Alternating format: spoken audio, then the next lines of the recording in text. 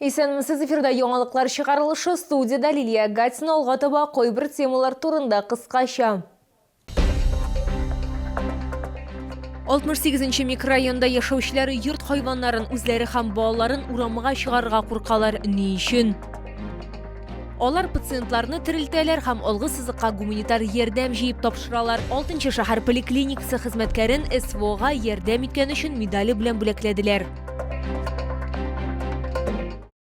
Йорт хайваннарын урамга чыгарырга куркалар, шулай күзләре һәм балалары өчен дә куркыныч. Йорт-чалыда йортсыз этләр берничә мәчене бутарлап ташлаганы, барысы да шәхси секторда 68-нче микрорайонда була. Караучысыз калган этләр йортлар территориясенә үтеп керә һәм үз корбаннарын шунда үтерә. Мама, она перестала дышать. Все у сына на руках, на глазах. Это очень тяжело. Это очень тяжело. Это не просто питомец. Хайван гына түгел, гаиләнең тулы хокуклы әгъзасы иде дип сөйли Елена Агапова. Ул белдергәнчә, мәче алар белән кечкенә чагыннан ук яшәгән. Фаҗига 20 февральдә була. Шәхси йорт территориясенә сукбай этләр йөгереп керә. Алар Скарлетны сынаулы минут эчендә бутарлап ташлый. Песи шулай үзе урамга чыгып йөри торган булган. Ишек алдыннан чыгып китсә дә, озакка һәм еракка китмичә, шундук әйләнеп кайта торган булган. Сын услышал за своим окном, у него окна выходит в сад, истошный крик кошачий и собачий лай. Вот в чем был, прям выбежал на улицу, погнал этих собак с нашего участка. Вот. Кошку мы тут же принесли домой, сели в машину, поехали в ветклинику, но вот, к сожалению, по дороге в ветклинику она погибла, скончалась, умерла. Караучысыз калган этләрдән Гөлирә Рәхимованың да йорт хайваннары зыян күргәне. Башта аның эте югалган. Хуҗа аны төнге сәгать 3-кә кадәр бөтен шәһәр буйлап эзләгән. Башта эт югалды. Сәгать иртәнге 3-кә хәтле эзләдек аны. Аннан соң этне тапкач, песи юкка чыкты, ата песи. Аннан соң 3 көннән аны таптык. Күршеләрдә ишек алдында аны этләр шердәкләгән иде. Узган ел сукбай этләрен Елена Агапованың әнисе чак кына зыян күрми кала. Аңа шулай ук йортсыз этләр һөҗүм иткән. У меня мама даже с магазина возвращалась, на нее напала стая собак, просто 5 собак окружили. Благо вот помогла машина, полицейские приезжали, вот спецсигналом они отогнали этих собак. А что бы произошло, если бы не они, не знаю. Йорт хайваннарына һөҗүм иткән сукбай этләрнең берсен тотканнар. Елена Агапова сөйләгәнчә, автозавод район администрациясенә гаризаны ул фаҗига булган көнне үк калдырган. Аннары тагын һәм тагын бер тапкыр гариза язган. Ләкин соңрак ачыкланганча, этләрне тоту хезмәтенә аны бары тик сишәмбе көнне булган хәлдән соң 5 көн узгач кына тапшырганнар. Лилия Гатина, Эльмира Гайнетдинова, Кирилл Хабзей, яңалыклар. Тукай районы прокуратурасы Күскәй авылындагы мәктәптә туклануны оештыруда санитария нормаларын бозуны бетерүне таләп итте. Узган елның июнь ахырында район мәгариф идарәсе башлыгына ачыкланган хокук бозуларны бетерүне таләп итеп күрсәтмә җибәрелгән иде.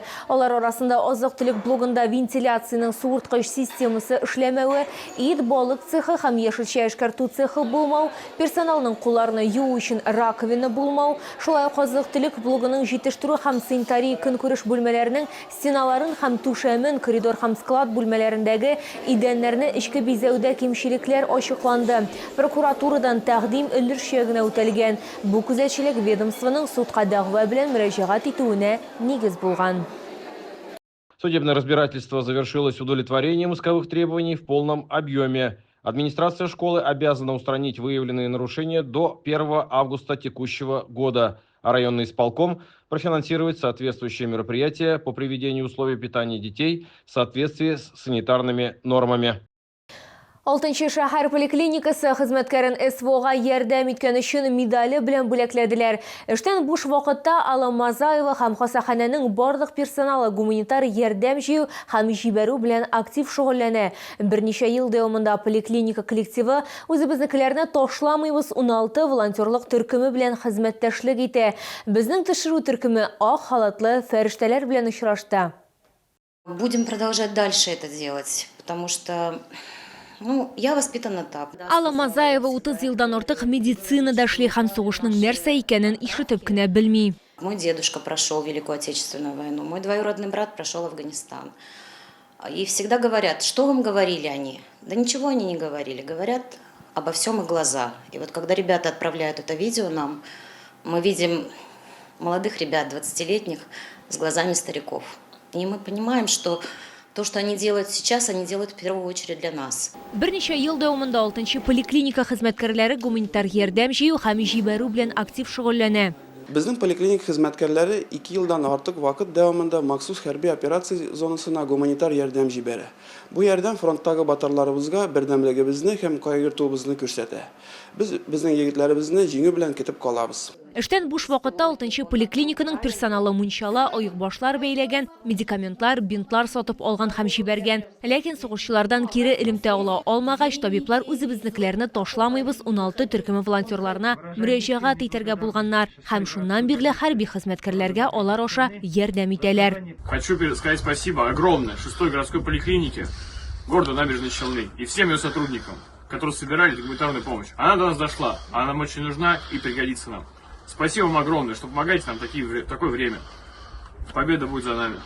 Ежемесячно после зарплаты собираем средства, собираем вещи, собираем теплые вещи, собираем лекарственные препараты, то есть покупаем их, приобретаем гомеостатические губки, приобретаем препараты от клещевого энцефалита в период, когда они необходимы для ребят, шоколад, чак-чак наш, тушенку нашего татарстанского производства. Ребятам это все нравится. Большое количество видео, которые они нам отправляют, а также грамоты. Гуманитар ярдәм җыюда табибларның гаиләләре дә ярдәм итә. Большую помощь и поддержку я получаю еще от мужа. Мы вместе с ним закупаемся телегами. Потом он все это привозит мне, пакуем в коробки и уже отвозим нашим волонтерам. Дети тоже участвуют, они пишут письма, ложат какие-то сувенирчики. Күрсәткән хезмәте өчен Алла Мазаева СВОга ярдәм иткән өчен медале белән бүләкләнде. Аны сугышчылар үзләре тапшырды. Поликлиника хәзердә чираттагы гуманитар ярдәм партиясын җыя һәм озатуга әзерли. Мы гордимся нашими ребятами. Победа будет за нами. Лилия Гатина, Сергей Вильданов, Яңалыклар. Бу сезгә җиткерәсе соңгы мәгълүматыбыз иде. Мин Лилия Гатина, сезнең белән сау булашам, исән-имин булыгыз.